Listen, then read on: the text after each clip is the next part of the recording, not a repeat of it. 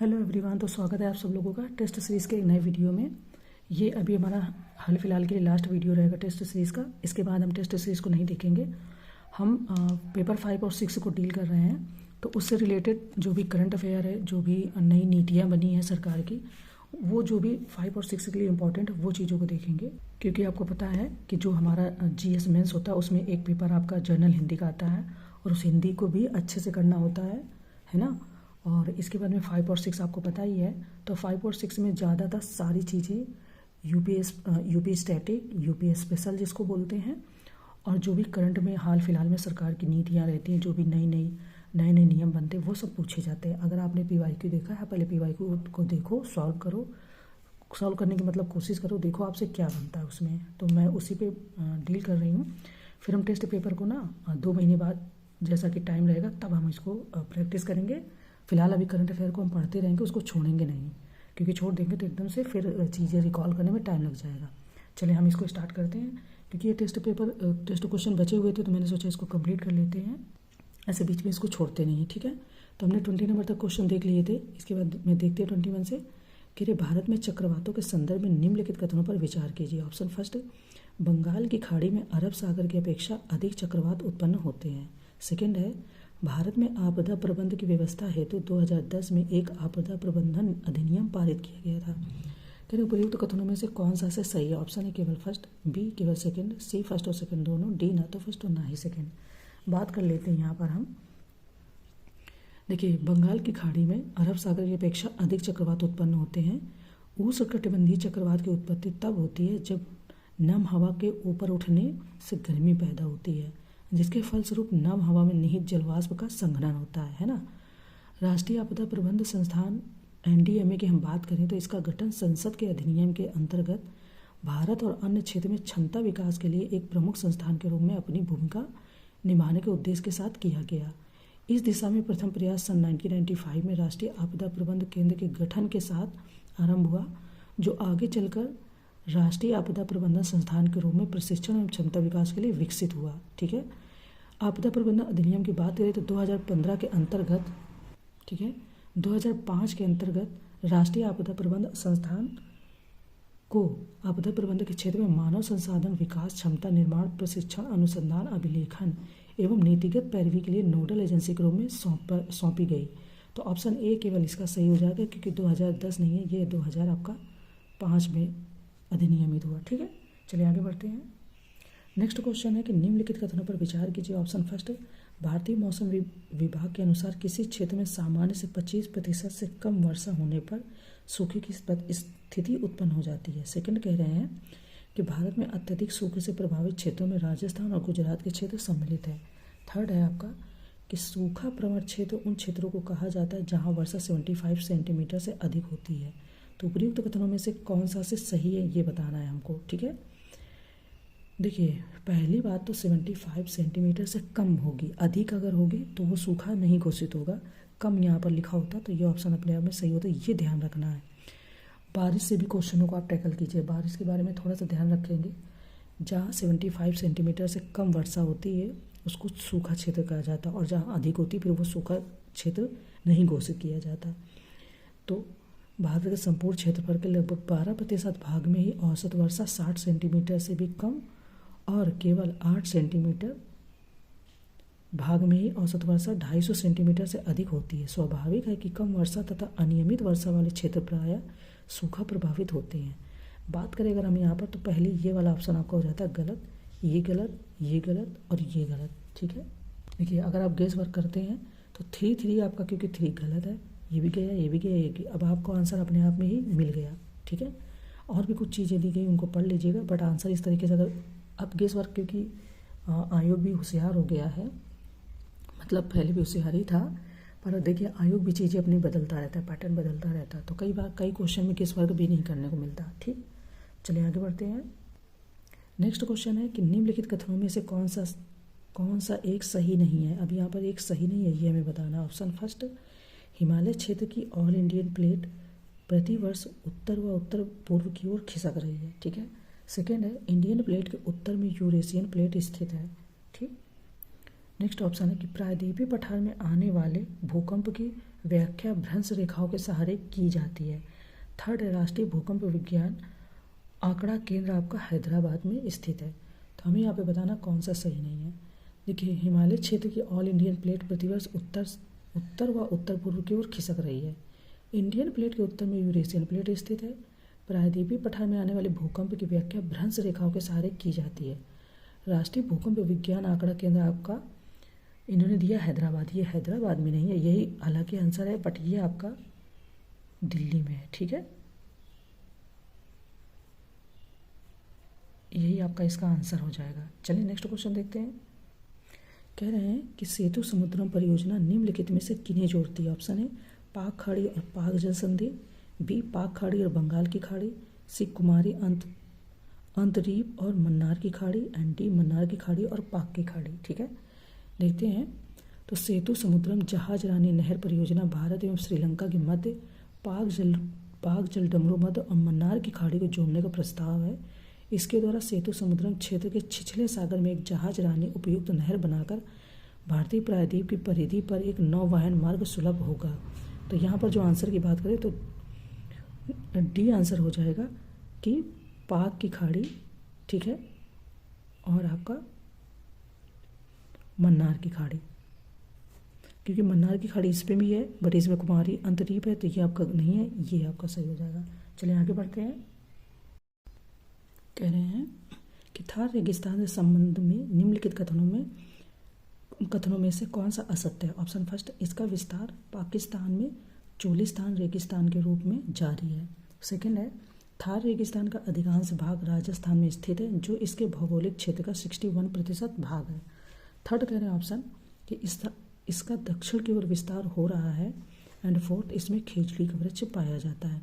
अब इसमें कौन सा असत्य है वो हमें बताना है। ठीक है, देखो, अगर हम बात करें हिमालय क्षेत्र की, थार के बारे में बात करें अगर, तो देखिए इसका विस्तार पाकिस्तान में चोलिस्तान रेगिस्तान के रूप में जारी है। थार रेगिस्तान का अधिकांश भाग राजस्थान में स्थित है, जो इसके भौगोलिक क्षेत्र का 61% भाग है। ठीक है, नेक्स्ट अगर बात करें तो इसका दक्षिण की ओर उत्तर पूर्व की तरफ हो रहा है। और तो सी ऑप्शन यानी कि जो थर्ड ऑप्शन है, इन्होंने कहा कि दक्षिण की ओर विस्तार हो रहा है, ये आंसर है और ये गलत है। ठीक है, क्योंकि उन्होंने असत्य ही पूछा तो हमें असत्य बताना है, लेकिन ये अपने आप में गलत है। दक्षिण की ओर नहीं हो रहा है, इसका दक्षिण की ओर उत्तर पूर्व की ओर हो रहा है। ठीक है, चलिए आगे बढ़ते हैं। नेक्स्ट क्वेश्चन हमारा है कि जेट स्ट्रीम से संबंधित निम्नलिखित कथनों में से क्या असत्य है। ठीक है, इसमें भी क्या असत्य वो बताना है। ऑप्शन फर्स्ट, जेट स्टीमर के रूप में जाने वाले वायुमंडल की ऊपरी परतों में वायु धाराएं मानसून के आगमन और मानसून के प्रस्थान का निर्धारण कर सकती हैं। सेकंड कह रहे हैं कि पृथ्वी पर प्रमुख जेट धाराएं पूर्व से चलने वाली हवाएं हैं। थर्ड कह रहे हैं कि अलग अलग दिशाओं में भी चल सकती हैं। डी है कि कोरियोलिस बल और सौर विकिरण द्वारा वायुमंडलीय तापन इनकी उत्पत्ति का प्रमुख कारण है। तो अब हमें बताना है, जेट स्ट्रीम के रूप में जाने वाले वायुमंडल के ऊपरी परतों में वायु धाराएं मानसून के आगमन और मानसून के प्रस्थान का निर्धारण करती हैं। ठीक है, पृथ्वी पर प्रमुख जेट धाराएं पश्चिम से पूर्व की ओर चलने वाली हवाएं हैं, और इन्होंने बोला कि पूर्व से पश्चिम की ओर चलने वाली हवाएं, ये असत्य है और ये ध्यान रखना। इस तरीके से ये पॉइंट देते हैं क्वेश्चन में। ठीक है, चलिए आगे बढ़ते हैं। नेक्स्ट कह रहे हैं कि रेगुर मिट्टी या काले सूती मिट्टी से संबंधित निम्नलिखित कथनों पर विचार करें या गौर करें। ऑप्शन फर्स्ट, यह डेक्कन पठार के बड़े क्षेत्र में फैले लावा के जमने से निर्मित हुई है। सेकंड, वे खनिज पदार्थों में बहुत समृद्ध हैं क्योंकि ये मिट्टी ज्वालामुखी गतिविधियों के कारण बनाई गई थी। थर्ड कह रहे हैं कि वे कर्नाटक, महाराष्ट्र, एमपी यानी कि मध्य प्रदेश, गुजरात, एपी, आंध्र प्रदेश और तमिलनाडु में पाए जाते हैं। तो उपरोक्त कथनों में से कौन सा से सही वो बताने। ऑप्शन है केवल फर्स्ट, बी केवल सेकंड, सी फर्स्ट और थर्ड, या डी फर्स्ट, सेकंड और थर्ड। हम बात करेंगे यहाँ पर, देखिए यह ढक्कन पठार के बड़े क्षेत्र में फैले लावा के जमने से निर्मित हुई है। ठीक है, ये मिट्टी खनिज पदार्थों में बहुत समृद्ध है क्योंकि ये मिट्टी ज्वालामुखी गतिविधियों के कारण बनाई गई थी। ये कर्नाटक, महाराष्ट्र, एमपी, गुजरात, आंध्र प्रदेश और तमिलनाडु में पाई जाती है। यह उपजाऊ मिट्टी है जो कपास उत्पादन के लिए विशेष रूप से उपयोगी है, इसलिए इसे काली कपासी मृदा भी कहते हैं। डी ऑप्शन आपका यहाँ पर सही हो जाएगा, यानी फर्स्ट सेकेंड और थर्ड तीनों। देखिए नेक्स्ट कह रहे हैं कि लेटराइट मिट्टी के संबंध में विचार करें। ऑप्शन फर्स्ट, यह उष्णकटिबंधीय जलवायु और मानसूनी वर्षा वाले क्षेत्रों की विशिष्ट मिट्टी है। सेकंड, निचले क्षेत्रों की अपेक्षा ऊपरी भागों की मिट्टियाँ अधिक क्षारीय हैं। थर्ड, भीगने पर ये कोमल और सूखने पर कठोर डालीदार हो जाती है। फोर कह रहे हैं कि इनका उपयोग ईंट बनाने में भी किया जाता है। तो कूट की सहायता से सही उत्तर का चयन करना है। कूट है आपका ऑप्शन ए केवल फर्स्ट सेकंड और फोर, बी केवल फर्स्ट और फोर, सी केवल फर्स्ट थर्ड और फोर, या डी सभी फर्स्ट सेकंड थर्ड और फोर। बात करें अगर हम लेटराइट मिट्टी के बारे में, तो लेटराइट मिट्टी उष्णकटिबंधीय जलवायु और मानसूनी वर्षा वाले क्षेत्रों की विशिष्ट मिट्टी है। ऊपरी क्षेत्रों की अपेक्षा निचले भागों की मिट्टियाँ अधिक क्षारीय हैं। भीगने पर ये कोमल और सूखने पर कठोर डलीदार हो जाती हैं और इनका उपयोग ईंट बनाने में भी किया जाता है। किसका? लेटराइट मिट्टी का। तो सी ऑप्शन हो जाएगा फर्स्ट थर्ड और फोर्थ। ठीक है, क्योंकि इन्होंने बोला कि निचले क्षेत्रों की अपेक्षा ऊपरी भागों की मिट्टी अधिक क्षारीय होती है, जबकि इसका ये अपोजिट है। ठीक है, हाँ ये अपोजिट है, तो ये आपका यहाँ पर गलत हो जाता है और सी ऑप्शन हमारा सही हो जाता है। चलें आगे बढ़ते हैं। नेक्स्ट कह रहे हैं कि सोन नदी से संबंधित निम्नलिखित कथन पर गौर करें। ऑप्शन फर्स्ट, सोन पर पहला बांध 1873-74 में टिहरी में बनाया गया था। सेकेंड है, इंद्रपुरी बैराज का निर्माण 8 किलोमीटर यानी 5 मील ऊपर की ओर और 1968 में किया गया था। तो कह रहे उपयुक्त में से कौन सा से सही है? ऑप्शन ए केवल फर्स्ट, बी केवल सेकेंड, सी फर्स्ट और सेकेंड दोनों, डी ना तो फर्स्ट और ना ही सेकेंड। सोन पर पहला बांध आपका 1873-74 में टिहरी में बनाया गया था। अमरकंटक पहाड़ी से निकली सोन नदी आपकी, ठीक है, अमरकंटक से निकली सोन नदी मध्य प्रदेश तथा बिहार में बहती हुई पटना में गंगा में समाहित हो जाती है। इसे स्वर्ण नदी भी कहा जाता है और इसकी सहायक रिहंदी नदी पर बना रिहंद बांध काफ़ी उपयोगी है। अब देखिए यूपी स्पेशल में प्रीलिम्स में आपको रिहंद बांध के बारे में पूछा जाता है ना। कुल 700 किलोमीटर बहकर यह गंगा में हो जाती है। तो सी ऑप्शन आपका सही है, फर्स्ट और सेकंड दोनों ही सही है। चलिए आगे बढ़ते हैं। नेक्स्ट क्वेश्चन है कि माजुली ये भारत का प्रमुख नदी द्वीप है, यह भारत का पहला द्वीपीय जिला भी है। तो निम्नलिखित में से किस नदी में मध्य में स्थित है? ऑप्शन है Brahmaputra, B Godavari, C Tapti and D Narmada. ठीक है, बात करें अगर हम यहाँ पर तो माजुली असम के ब्रह्मपुत्र नदी के मध्य में बसा एक बड़ा नदी द्वीप है। माजुली को विश्व का सबसे बड़ा नदी द्वीप के रूप में दर्शाया जाता रहा है। यह सत्य नहीं है। ब्राज़ील और कई अन्य जगहों के कई नदी द्वीप काफ़ी बड़े आकार के हैं और उनमें सबसे बड़ा है बनानाल द्वीप जो लगभग 1900 वर्ग किलोमीटर बड़ा है। तो ऑप्शन ए आपका सही है कि यह पूछा कि किस नदी पर स्थित है, तो ये ब्रह्मपुत्र नदी पर स्थित है। लेकिन डिटेल में आप पढ़ोगे तो कुछ चीज़ें आपको और फैक्ट मिलेंगे। ठीक है, चलिए आगे बढ़ते हैं। कह रहे हैं कि यमुनोत्री ग्लेशियर कहाँ स्थित है? ऑप्शन ए बंदरपूंछ चोटियों पर जो गढ़वाल हिमालय का हिस्सा है, बी मानसालू चोटियों पर जो निचले हिमालय के मसूरी श्रेणी का हिस्सा है, सी शीश पंगमा चोटियों पर जो निचले हिमालय के मसूरी रेंज का हिस्सा है, या डी कैलाश की चोटियों पर जो हिमालय के निचले हिमालय की सीमा का हिस्सा है। यमुनोत्री ग्लेशियर के बारे में बात हो रही है। देखो 4 धामों में से एक धाम यमुनोत्री से यमुना का उद्गम मात्र 1 किलोमीटर की दूरी पर है। यहाँ बंदरपूंछ चोटी के पश्चिमी अंत में फैला यमुनोत्री ग्लेशियर है। गढ़वाल हिमालय के पश्चिम दिशा में उत्तरकाशी जिले में स्थित यमुनोत्री 4 धाम यात्रा का पहला पड़ाव है। यमुना पावन नदी का स्रोत कालिंदी पर्वत है और तीर्थ स्थल से 1 किलोमीटर दूर यह स्थल आपका काफ़ी ऊंचाई पर स्थित है। ऑप्शन ए हो जाएगा आपका यहाँ पर। कहाँ स्थित है? बंदरपूंछ चोटियों पर जो गढ़वाल हिमालय का हिस्सा है। ठीक है, चलिए आगे बढ़ते हैं। देखिए नेक्स्ट क्वेश्चन है कि कोलेरू झील या कोलरू झील के बारे में निम्नलिखित में से कौन सा सही नहीं है? ठीक है, ऑप्शन फर्स्ट, यह ताजे पानी की झील है, बी यह ओडिशा में स्थित है, सी यह कृष्णा और गोदावरी नदियों से जुड़ा हुआ है, डी इसका सतही क्षेत्रफल 245 किलोमीटर वर्ग है। अब इसमें कौन सा सही नहीं ये बताना है। देखिए कोलेरू झील आपकी आंध्र प्रदेश भारत में स्थित है। कोलेरू झील की स्थिति गोदावरी नदी और कृष्णा नदी के डेल्टाओं के बीच है। ठीक है, ये चीज़ को याद रखना है। एंड कोलेरू झील एक बड़ी ताजे पानी की झील है। कोलेरू झील में सर्दियों के समय साइबेरिया से पक्षी आते हैं। तो बी ऑप्शन इन्होंने बोला कि यह उड़ीसा में स्थित है, तो ये आपका आंसर क्योंकि सही नहीं है पूछा तो इसलिए बी है, बट ये अपने आप में गलत है। ठीक है, चलिए आगे बढ़ते हैं। नेक्स्ट है कि निम्नलिखित में से कौन सा ही सुमेलित? ऑप्शन है चिल्का झील आंध्र प्रदेश, बी वेम्बनाड झील तमिलनाडु, सी परीचू झील तिब्बत एंड डी लोनार झील मध्य प्रदेश। अब इसमें कौन सही सुमेलित है? तो वैसे तो आंसर मिल गया होगा, डी आपकी सही सुमेलित है। लोनार झील एक क्रेटर झील है जो क्रेटर के गिरने से बनी थी। सॉरी, लोनार आपके मध्य प्रदेश में नहीं है, बल्कि है ना, ये मैंने माँ देख लिया, पूरा नहीं देखा, ये गलत है क्योंकि ये महाराष्ट्र में स्थित है, मध्य प्रदेश में नहीं है। चिल्का झील आपकी ओडिशा में स्थित है। वेम्बनाड झील आपकी केरल में स्थित है। परीचू झील आपकी तिब्बत में स्थित है। तो सी ऑप्शन सही हो जाएगा, ये आपकी परीचू सही है, ये आपकी महाराष्ट्र में है। ठीक है, शॉर्ट में अगर लिख लिया तो MH हो जाएगा। वेम्बनाड आपकी, ये भी आपकी यहाँ पर नहीं है, केरल में है।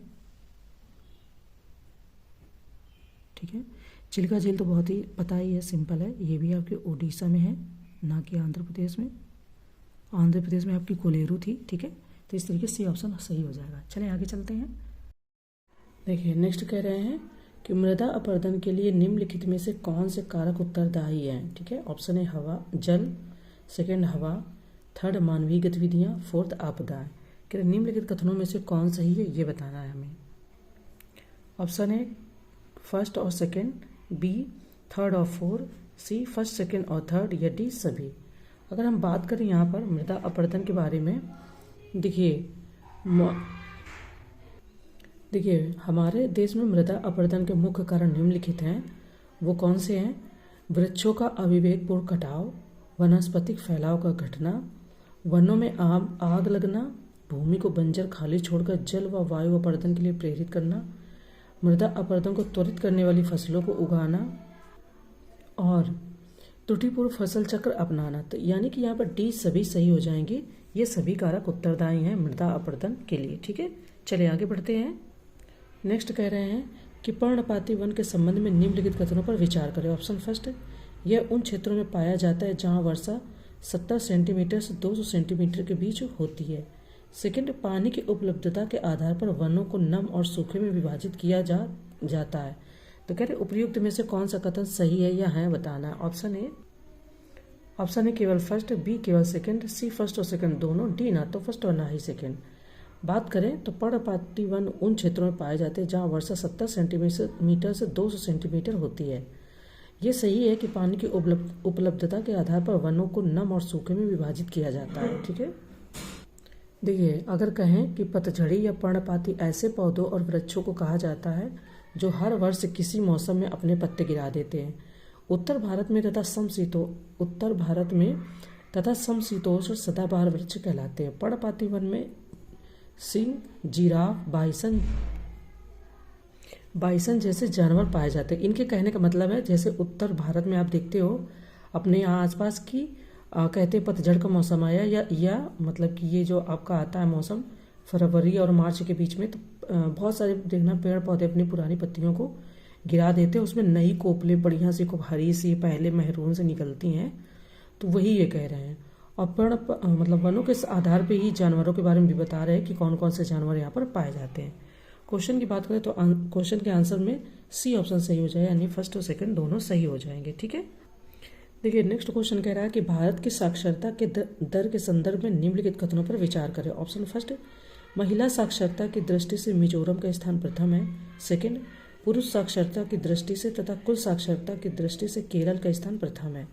कह उपयुक्त कथनों में से कौन सा से कथन सत्य है या है? ऑप्शन ए केवल फर्स्ट, बी केवल सेकंड, सी फर्स्ट और सेकंड दोनों, डी ना तो फर्स्ट और ना ही सेकंड। महिला पुरुष तथा कुल साक्षरता की दृष्टि से केरल का स्थान भारत में प्रथम है। केरल में महिला साक्षरता दर 92.07% है, वहीं मिजोरम में महिला साक्षरता दर 89.40% है। वहीं केरल में पुरुष की साक्षरता दर 96.11% तथा दूसरे स्थान पर मिजोरम की पुरुष साक्षरता दर 93.35% है।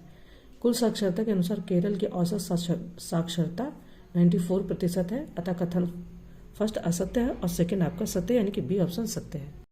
नेक्स्ट कह रहे हैं कि भारत में प्रजाति समूह के संदर्भ में निम्नलिखित कथनों पर विचार करें। ऑप्शन फर्स्ट, भारत में निग्रीटो प्रजाति समूह नहीं पाया जाता है या पाई जाती है। सेकंड है, भारत में नॉर्डिक प्रजातीय समूह का मुख्य संकेंद्रण उत्तर पश्चिम भारत में है। तो कह रहे हैं कि उपयुक्त कथनों में कौन सा कथन सत्य है या है। ऑप्शन ए केवल फर्स्ट, बी केवल सेकंड, सी फर्स्ट और सेकंड दोनों, डी ना तो फर्स्ट और ना ही सेकंड। बात करें अगर यहाँ पर तो संभवतः भारत में आने वाला निग्रिटो प्रजातीय समूह सबसे पहला समूह था। इनका बसाव केरल के पहाड़ी भागों में तथा अंडमान द्वीप समूह में हुआ। नॉर्डिक भारत में आने वाले सबसे अंतिम प्रजातीय समूह था। भारत में नॉर्डिक प्रजातीय समूह का मुख्य संकेंद्रण उत्तर पश्चिम भारत में है, अतः कथन एक असत्य है तथा कथन सेकंड आपका सत्य है। तो बी ऑप्शन यहाँ पर हमारा सत्य हो जाएगा। ठीक है, चलिए आगे बढ़ते हैं। देखिए नेक्स्ट कह रहे हैं कि क्षेत्रीय सीमाएं निर्धारित होती है। ऑप्शन ए मानचित्र के पैमाने के आधार पर सटीक निर्णय, बी क्षेत्र की एकीकृत विशेषता में नाटकीय परिवर्तन, डी स्थानिक वास्तविकता, या डी एक शहर या निगमित राजनीतिक इकाई की सीमाएं। बात करें यहाँ पर तो यह धरातल से 24 समुद्री मील होती हैं, यानी 44.44 किलोमीटर की दूरी होती है। इस क्षेत्र पर उस देश या राजनीतिक इकाई का पूरा अधिकार होता है। तो डी ऑप्शन हो जाएगा एक शहर या निगमित राजनीतिक इकाई की सीमाएं। चलिए आगे बढ़ते हैं। नेक्स्ट कह रहे हैं कि भारत में उपयोग किए जाने वाले कुल पानी का सर्वाधिक प्रयोग निम्नलिखित में से किस सेक्टर में होता है। ऑप्शन ए सिंचाई, बी घरेलू उपयोग, सी उद्योग, या डी खनन और कोयला। बात करें तो भारत में उपयोग किए जाने वाले कुल पानी का सर्वाधिक प्रयोग सिंचाई क्षेत्र में होता है। विश्व के देश वार भौगोलिक क्षेत्र, कृषि योग्य भूमि और सिंचित क्षेत्र का विश्लेषण करने पर यह पता चलता है कि विश्व के भौगोलिक क्षेत्र के 23% भाग के साथ महाद्वीपों में अफ्रीका का भौगोलिक भाग सर्वाधिक है। तो इस तरीके से बात करें तो आपका जो सर्वाधिक उपयोग में आता है पानी वो आ जाता है सिंचाई में। ठीक है, चलिए आगे बढ़ते हैं। देखिए नेक्स्ट कह रहे हैं कि हरित क्रांति के संदर्भ में निम्नलिखित कथनों पर विचार कीजिए। ऑप्शन फर्स्ट, आधुनिक उपकरणों और तकनीकों को शामिल करके कृषि उत्पादन में वृद्धि। सेकंड, नई उच्च उपज वाली गेहूं की किस्मों को प्रोफेसर नॉर्मन बोरलॉग द्वारा विकसित किया गया था और कई देशों द्वारा अपनाया गया था। तो कह रहे हैं यहाँ पर उपयुक्त में से कौन सा कथन सही है। ऑप्शन ए केवल फर्स्ट, बी केवल सेकंड, सी फर्स्ट और सेकंड दोनों, डी ना तो फर्स्ट और ना ही सेकंड। बात करें अगर हम यहाँ पर तो भारत में सबको पता है कि हरित क्रांति की शुरुआत सन 1966 प्रारंभ करने का श्रेय नोबेल पुरस्कार विजेता प्रोफेसर नॉर्मन बोरलॉग को जाता है। लेकिन भारत में MS स्वामीनाथन को इसका जनक माना जाता है। हरित क्रांति से अभिप्राय देश के सिंचित एवं असिंचित कृषि क्षेत्रों में अधिक उपज देने वाले संकर तथा बोने बीजों के उपयोग से फसल उत्पादन में वृद्धि करना है। हरित क्रांति के द्वारा आधुनिक उपकरणों और तकनीकों को शामिल करके कृषि उत्पादन में वृद्धि, नई उच्च उपज वाली गेहूं की किस्मों को प्रोफेसर नॉर्मन बोरलॉग द्वारा विकसित किया गया था और कई देशों द्वारा अपनाया गया था। तो इस तरीके से देखेंगे तो सी ऑप्शन आपका यहाँ पर सही हो जाएगा, यानी फर्स्ट और सेकंड दोनों। ठीक है, चलिए नेक्स्ट क्वेश्चन देखते हैं। नेक्स्ट कह रहे हैं कि डंकन पैसेज निम्नलिखित में से किन स्थानों को अलग करता है। ऑप्शन ए रूटलैंड द्वीप व लिटिल अंडमान, बी अंडमान व निकोबार, सी उत्तरी व दक्षिणी अंडमान, एंड डी दक्षिणी अंडमान व लिटिल अंडमान। अगर हम बात करें डंकन पैसेज की तो देखिए डंकन पैसेज आपका यानी डंकन जल संधि भारत के अंडमान व निकोबार द्वीप समूह में रूटलैंड द्वीप को छोटे अंडमान द्वीप से अलग करने वाली जल संधि है और ये लगभग 48 किलोमीटर चौड़ी है और पश्चिम में बंगाल की खाड़ी को पूर्व में अंडमान सागर से जोड़ती है। तो ऑप्शन ए यहाँ पर सही हो जाएगा, रूटलैंड द्वीप व लिटिल अंडमान। ठीक है, चलिए आगे बढ़ते हैं। नेक्स्ट क्वेश्चन देखते हैं। कह रहे हैं कि भारत में सूखा पड़ने के संदर्भ में निम्न कथनों पर विचार करें। ऑप्शन फर्स्ट, भारत में सूखा दक्षिण पश्चिम मानसून के कमजोर होने से पड़ता है। सेकंड, सूखे से निपटने के लिए सूखा आशंकित क्षेत्र कार्यक्रम प्रारंभ किया गया है। तो कह रहे उपयुक्त कथनों में से कौन सा से सही है। ऑप्शन ए केवल फर्स्ट, बी केवल सेकंड, सी फर्स्ट और सेकंड दोनों, डी ना तो फर्स्ट और ना ही सेकंड। तो यहाँ पर दोनों ही ऑप्शन आपके सही हैं क्योंकि सही ही पूछा गया है। दक्षिण पश्चिम मानसून से भारत में वर्षा की मात्रा और पैटर्न जैसे जलवायु परिवर्तन सूखे के लिए मुख्य रूप से जिम्मेदार है। इसके अलावा दक्षिणी दोलन के अल नीनो चरण ने भी भारत में सूखे को प्रभावित किया है। तो कुछ चीज़ें और अच्छे से दी गई हैं मिट्टी के बारे में और भी क्या इसके कारण हो सकते हैं, तो उनको आप अच्छे से पढ़ लेना। ठीक है, फिलहाल 42 का जो आंसर है वो सी ऑप्शन है। नेक्स्ट क्वेश्चन देखते हैं। नेक्स्ट कह रहे हैं कि निम्नलिखित कथनों में से कौन सा से सही है। ऑप्शन ए, हुंडरू जलप्रपात स्वर्ण रेखा नदी पर स्थित है। सेकंड, लावा पठार में लाल मिट्टी की प्रचुरता होती है। तो कह रहे हैं उपर्युक्त कथनों में से कौन सा से सही ऑप्शन है? केवल फर्स्ट, बी केवल सेकंड, सी फर्स्ट और सेकंड दोनों, डी ना तो फर्स्ट और ना ही सेकंड। तो बात करें अगर हम यहाँ पर देखिए, पठारी क्षेत्रों में बहुत से जलप्रपात हो सकते हैं क्योंकि यहाँ नदियाँ ऊंचाई से गिरती हैं। भारत में छोटा नागपुर पठार पर स्वर्ण रेखा नदी पर स्थित हुंडरू जलप्रपात तथा कर्नाटक में जोंग जलप्रपात, ठीक है, कर्नाटक में जोंग जलप्रपात इस प्रकार के जलप्रपात के उदाहरण है। लावा पठार में काली मिट्टी की प्रचुरता होती है जो उपजाऊ खेती के लिए काफ़ी अच्छी होती है। तो कथन सेकंड आपका यहाँ पर असत्य हो जाएगा क्योंकि यहाँ पर लाल मिट्टी नहीं होती है, काली मिट्टी होती है। ऑप्शन ए केवल यहाँ पर इस क्वेश्चन का सही हो जाएगा, यानी कि ए ऑप्शन। चलिए आगे बढ़ते हैं। नेक्स्ट कह रहे हैं कि निम्नलिखित कथनों पर विचार कीजिए। ऑप्शन फर्स्ट, भारत की स्थलीय सीमा 8 देशों से लगती है।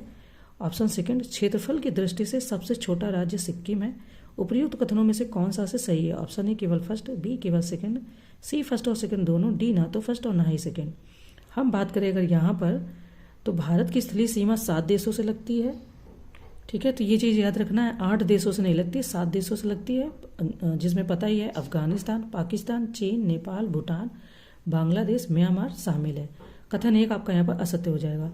क्षेत्रफल की दृष्टि से देखें तो सबसे छोटा राज्य गोवा है तथा क्षेत्रफल की दृष्टि से सबसे बड़ा राज्य राजस्थान है। तो सेकंड भी आपका असत्य, यानी कि डी ऑप्शन यहाँ पर सही हो जाएगा, ना तो फर्स्ट सही है ना ही सेकंड, ठीक है। नेक्स्ट है कि निम्नलिखित कथनों पर विचार कीजिए। ऑप्शन फर्स्ट, सबसे उत्तर में स्थित श्रृंखला को वृहत हिमालय या हिमाद्री कहते हैं। सेकंड है शिवालिक सबसे दक्षिण में स्थित श्रृंखला है। तो कह रहे उपर्युक्त कथनों में से कौन सा से सही ऑप्शन है? केवल फर्स्ट, बी केवल सेकंड, सी फर्स्ट और सेकंड दोनों, डी ना तो फर्स्ट और ना ही सेकंड। बात करें अगर यहाँ पर देखो, ये 6 ज्योग्राफी की एनसीईआरटी का क्वेश्चन है। हिमालय पर्वत को 3 मुख्य समानांतर श्रृंखला में बांटा जाता है। सबसे उत्तर में स्थित श्रृंखला को वृहत हिमालय या हिमाद्री, इसी श्रृंखला में विश्व के सबसे ऊंची शिखर है मध्य हिमालय या हिमाचल, हिमाद्री के दक्षिण में स्थित है। शिवालिक सबसे दक्षिण में स्थित श्रृंखला है और हिमालय के दक्षिण में भारत का उत्तरी मैदान स्थित है। यह मैदान सिंधु, गंगा, ब्रह्मपुत्र तथा उसकी सहायक नदियों के द्वारा लाए गए निक्षेपों से बना है। तो आंसर की बात करें तो आपका सी ऑप्शन सही है, यानी कि फर्स्ट और सेकंड दोनों, ठीक है। चलिए नेक्स्ट देखते हैं। नेक्स्ट है कि निम्नलिखित कथनों पर विचार कीजिए। ऑप्शन फर्स्ट, महानदी गोदावरी, कृष्णा तथा कावेरी बंगाल की खाड़ी में गिरती हैं। सेकंड, नर्मदा और ताप्ती नदी पश्चिम से पूर्व की तरफ बहती हैं। तो अगर उपर्युक्त कथनों में से कौन से सही है बताना है। यहाँ पर कूट दिया गया ऑप्शन है केवल फर्स्ट, बी केवल सेकंड, सी फर्स्ट और सेकंड दोनों, डी ना तो फर्स्ट और ना ही सेकंड। बात करें तो महानदी गोदावरी, कृष्णा तथा कावेरी बंगाल की खाड़ी में गिरती हैं। ये नदियाँ अपने मुहाने पर उपजाऊ डेल्टा का निर्माण करती हैं। बंगाल की खाड़ी में गंगा एवं ब्रह्मपुत्र नदियों के मुहाने पर सुंदरबन डेल्टा स्थित है और नर्मदा और ताप्ती पश्चिम से पूर्व की तरफ बहती है और ये नदियाँ डेल्टा का निर्माण नहीं करती हैं। तो इस तरीके से फिलहाल तो इन्होंने ऑप्शन ए दिया है, लेकिन वैसे अगर यहाँ पर डेल्टा लिखा होता तो ये गलत होता, होना तो सी चाहिए, बट उन्होंने ए को दिया है। तो चलिए आगे बढ़ते हैं। नेक्स्ट कह रहे हैं कि निम्नलिखित कथनों पर विचार कीजिए। ऑप्शन फर्स्ट, गंगा का मैदान विश्व के सबसे अधिक जनसंख्या वाले क्षेत्रों में से एक है। सेकंड, सभी मैदानों का निर्माण नदियों के लावे निक्षेप से होता है। तो उपर्युक्त कथनों में से कौन सा से सही बताना है। ऑप्शन है केवल फर्स्ट, बी केवल सेकंड, सी फर्स्ट और सेकंड दोनों, डी ना तो फर्स्ट और ना ही सेकंड। देखिए, मैदान समतल भूमि के बहुत बड़े भाग होते हैं। वे सामान्यतः माध्य समुद्री तल से 200 मीटर से अधिक ऊंचे नहीं होते हैं। अधिकांश मैदान नदी तथा उनकी सहायक नदियों द्वारा बने हैं। नदियां पर्वत के ढालों पर नीचे की ओर बहती हैं तथा उन्हें अपरदित करती हैं। तो ये एनसीईआरटी का एक कॉन्सेप्ट बेस्ड क्वेश्चन है। आंसर की अगर बात करें तो बी ऑप्शन यहाँ पर सही हो जाएगा, ए आपका यहाँ पर गलत हो जाएगा।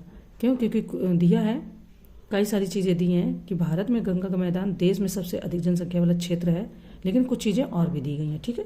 चले हम बढ़ते हैं नेक्स्ट क्वेश्चन की ओर।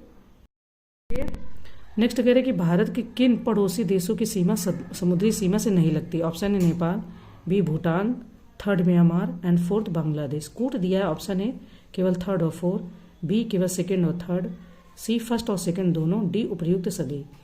तो बहुत सिंपल है वैसे तो, पर फिर भी मैं बता देती हूँ। इन्होंने पूछा कि समुद्री सीमा से नहीं लगती है, ठीक है। पड़ोसी देशों की सीमा समुद्री सीमा से नहीं लगती है। तो भारत के 3 पड़ोसी देश पाकिस्तान, बांग्लादेश और म्यांमार की सीमा समुद्र से लगती है, ठीक है। जिनकी नहीं लगती है वो है आपके फर्स्ट और सेकंड, यानी कि नेपाल और भूटान। चलें आगे बढ़ते हैं। नेक्स्ट कह रहे हैं कि निम्नलिखित कथनों पर विचार कीजिए। देखिए, कह रहे हैं कि पश्चिमी घाट के प्रमुख वृक्ष महोगनी, एबोनी तथा रोजवुड है। सेकेंड, मैंग्रोव वन पश्चिम बंगाल के सुंदरवन तथा अंडमान एवं निकोबार द्वीप समूह में पाए जाते हैं। तो उपर्युक्त कथनों में से कौन सा से सही है ये हमें बताना है। ऑप्शन ए केवल फर्स्ट, बी केवल सेकेंड, सी फर्स्ट और सेकेंड दोनों, डी ना तो फर्स्ट और ना ही सेकेंड। हम अगर यहाँ पर बात करें तो उष्णकटिबंधीय वर्षावन उन क्षेत्रों में पाए जाते हैं जहाँ वर्षा बहुत अधिक होती है। ये इतने घने होते हैं कि सूर्य का प्रकाश जमीन तक नहीं पहुँच पाता है। और ठीक है, वृक्षों की अनेक प्रजातियां इन वनों में पाई जाती हैं। ये वन वर्ष के अलग अलग समय में अपनी पत्तियां गिराते हैं, फलता वे हमेशा हरे भरे दिखाई देते हैं और उन्हें सदाबहार वन कहा जाता है। मैंने बताया था कि बारिश यानी वर्षा की मात्रा से भी आप ये डिसाइड कर सकते हैं कि इधर पर्णपाती वन होंगे या सदाबहार। सदाबहार में कुछ ही पेड़ पत्तियां गिराते हैं, लेकिन ज़्यादातर पेड़ हरे भरे रहते हैं। तो वहाँ पर ऐसा नहीं होता कि एक बार में पतझड़ आ जाए और मतलब सारे पेड़ एकदम से सूखे सूखे नजर आए। वो एक दो पेड़ गिराएंगे पत्तियां, बाकी सब हरे भरे रहेंगे। इन्होंने देखिए एक कॉन्सेप्ट भी बताया कि ये इतने घने होते कि जमीन तक सूर्य की किरणें जो होती वो नहीं पहुंच पाती हैं। तो इन्हें सदाबहार वन कहा जाता है। यहाँ क्यों कहा जाता है? क्योंकि यहाँ बारिश की मात्रा 200 सेंटीमीटर से ज़्यादा ही रहेगी। कम थोड़ा बहुत कम होगी लेकिन रहेगी। ऐसा नहीं कि वहाँ 70 सेंटीमीटर ही केवल वर्षा हो, ऐसा नहीं होगा। अंडमान निकोबार द्वीप समूह उत्तर पूर्वी राज्यों के कुछ भागों तथा पश्चिमी घाटों में पाए जाने वाले प्रमुख वृक्ष महोगनी, एबोनी तथा रोजवुड है। इस क्वेश्चन के आंसर की बात करें तो सी ऑप्शन सही है, यानी कि फर्स्ट और सेकंड दोनों ही आपका सही है। चलिए नेक्स्ट क्वेश्चन देखते हैं। नेक्स्ट कह रहे हैं कि मरुस्थलीकरण के संबंध में कौन सा से कथन सही है। ऑप्शन है इसके कारण प्रति व्यक्ति कृषि, प्रति होना चाहिए प्रीति यहाँ पर है,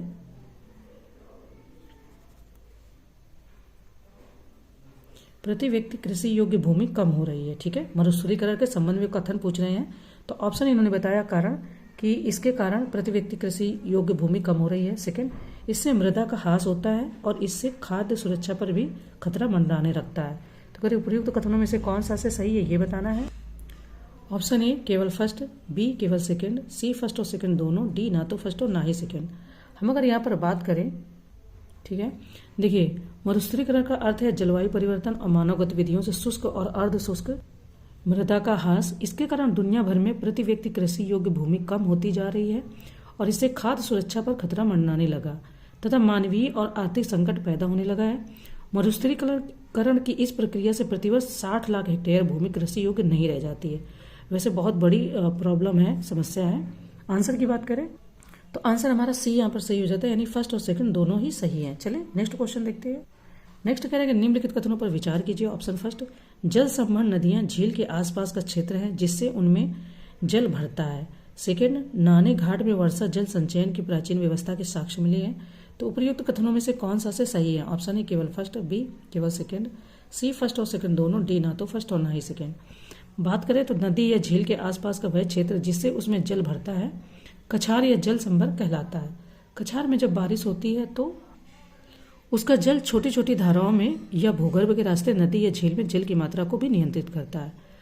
इस तरीके से पश्चिमी घाट में पुणे से लगभग 130 किलोमीटर दूर नाने घाट में वर्षा जल के संचयन की प्राचीन व्यवस्था मिली है।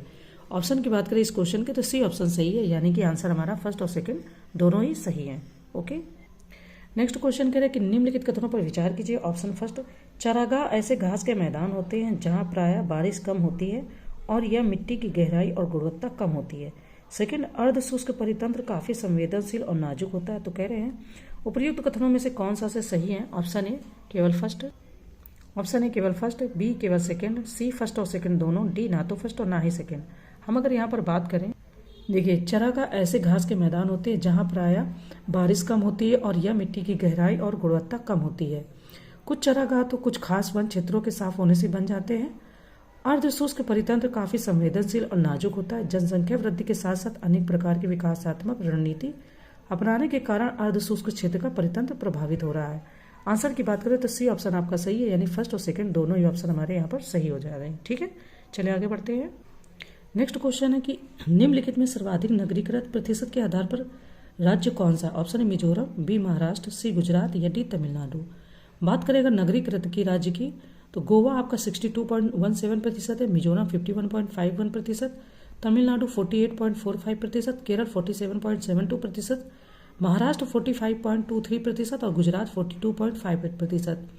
इस हिसाब से अगर हम आंसर देखें आपका तो यहाँ पर सबसे ज़्यादा जो, क्योंकि गोवा यहाँ पर ऑप्शन में नहीं है, इसके बाद में आपका मिजोरम ही परसेंटेज के मामले में सबसे फर्स्ट पर आता है, यानी कि सही आंसर मिजोरम हो जाएगा, ऑप्शन ए। ठीक है, चलिए आगे बढ़ते हैं।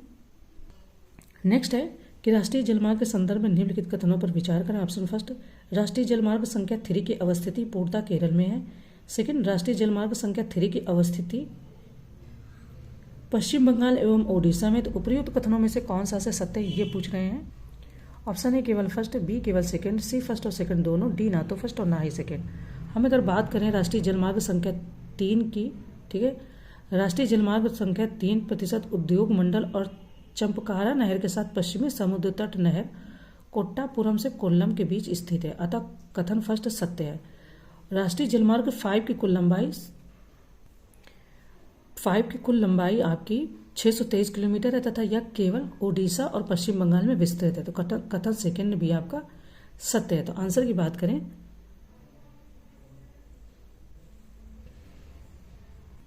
देखिए आंसर के हिसाब से देखें तो केवल फर्स्ट सही होगा, क्योंकि यहाँ पर ये राष्ट्रीय जलमार्ग संख्या 3 नहीं है बल्कि 5 की स्थिति आपकी पश्चिम बंगाल और ओडिशा में है। ठीक है, वहाँ पर उन्होंने प्रिंट करना भूल गए तो आंसर उन्होंने दे दिया है सी, जबकि यहाँ पर ए होगा। अगर इसको देखेंगे तो ये गलत हो जाएगा, क्योंकि यहाँ पर 5 नहीं 3 दिया, 3 आपका गलत है। ठीक है, चले आगे बढ़ते हैं।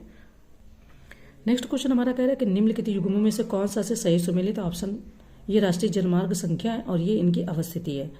NH7 वाराणसी से Kanyakumari, second NH8 Delhi Lucknow, third NH6 Delhi to Mumbai. तो कह रहे नीचे दिए गए कोड की सहायता से सही उत्तर चुने।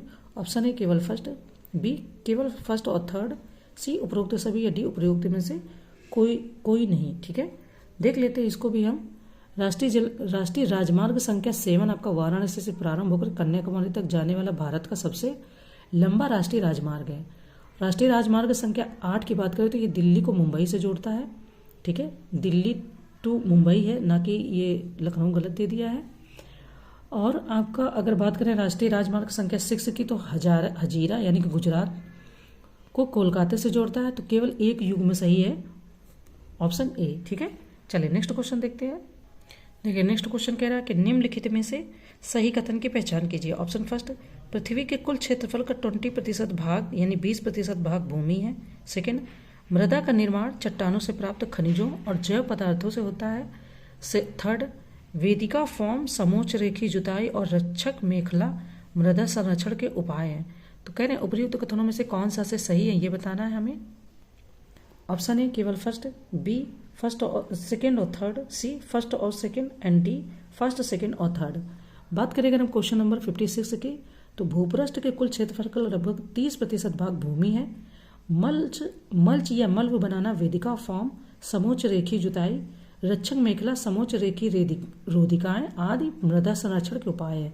यानी कि ये काम किए जाते, वेदिका बनाई जाती, तो इससे मृदा आपकी खराब नहीं होती है, ये कह रहे हैं। ठीक है, तो इस तरीके से अगर हम आंसर की बात करें तो आपका सेकेंड और थर्ड सही है, फर्स्ट गलत हो जाता है। नेक्स्ट क्वेश्चन है कि निम्नलिखित में से स्प्रिंकल उपयोगी है। ऑप्शन है जल सिंचाई में, बी मृदा संरक्षण में, सी जल अलवणीकरण में, या डी उपयुक्त में से कोई नहीं। तो देखिए स्प्रिंकलों के द्वारा रिसाव और वाष्पीकरण से होने वाली जल क्षति को रोकने में सहायक होती है, अतः यह एक सिंचाई साधन है। तो ऑप्शन ए आपका सही हो जाएगा। ठीक है, चलिए आगे बढ़ते हैं। नेक्स्ट है कि निम्नलिखित कथनों पर विचार कीजिए। ऑप्शन फर्स्ट है जैव मंडल स्थल मंडल जल मंडल और वायुमंडल के बीच जुड़ा एक सकरा क्षेत्र है। सेकंड, भारत में जलोढ़, काली, लाल, लेटराइट, मरुस्थली और पर्वतीय प्रकार की मिट्टी पाई जाती है। उपयुक्त कथनों में से कौन सा से सही है। ऑप्शन ए केवल फर्स्ट, बी केवल सेकंड, सी फर्स्ट और सेकंड दोनों, डी ना तो फर्स्ट और ना ही सेकंड। बात करें तो प्राकृतिक वनस्पति और वन्य जीव केवल स्थल मंडल, जल मंडल, वायुमंडल के बीच जुड़े एक सक्रिय क्षेत्र में ही पाए जाते हैं, जैसे जैव मंडल, जिसे हम जैव मंडल कहते हैं। ठीक है, भारत में जलोढ़ और काली, लाल, लेटराइट, मरुस्थली और पर्वतीय प्रकार की मृदा पाई जाती है। तो इस तरीके से सी ऑप्शन आपका यहाँ पर सही हो जाता है। ठीक है, यानी कि ये सारी मृदा आपके भारत में पाई जाती हैं। चलिए नेक्स्ट क्वेश्चन देखते हैं। नेक्स्ट कह रहा है कि निम्नलिखित में से विवृत, कूपक और कूपकी किसके प्रकार। ऑप्शन है पत्थर के प्रकार, बी खनन के प्रकार, सी ए और बी दोनों, या डी उपरोक्त में से कोई नहीं। बात करें तो पृथ्वी की सतह के अंदर दबी सैलों से खनिजों को बाहर निकालने की प्रक्रिया खनन कहलाती है। खनन जो कम गहराई में स्थित है वे पृष्ठीय स्तर को हटाकर निकाले जाते हैं, इसे विवृत खनन कहते हैं। गहन वेधन को कूपक कहते हैं और अधिक गहराई में स्थित खनिज निक्षेपों तक पहुंचने के लिए बनाए जाते हैं, इसे कूपकी खनन कहते हैं। तो इस तरीके से बी ऑप्शन आपका सही है, खनन के प्रकार। ठीक है, चलिए आगे बढ़ते हैं।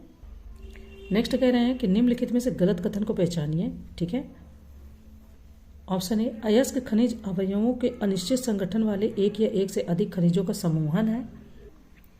सेकंड कह रहे हैं कि शैल वह है जिनमें खनिजों का खनन किया जाता है। तो उपर्युक्त कथनों में से कौन सा से सही है वो बताना। ऑप्शन ए केवल फर्स्ट, बी केवल सेकंड, सी फर्स्ट और सेकंड दोनों, डी ना तो फर्स्ट और ना ही सेकंड। बात करें तो यहाँ पर आपका डी ऑप्शन सही है, यानी कि ना तो फर्स्ट सही है ना ही सेकंड। देखिए ये ध्यान रखना, इन्होंने पूछा था गलत कथन को पहचानिए, तो ना तो पहला गलत है और ना ही दूसरा। अब क्यों गलत नहीं है उसको थोड़ा सा अच्छे से डिटेल में दिया, तो आप पूरा पढ़ लीजिएगा। बस ये एनसीईआरटी का ही बेसिक कॉन्सेप्ट है और कुछ नहीं। ठीक है।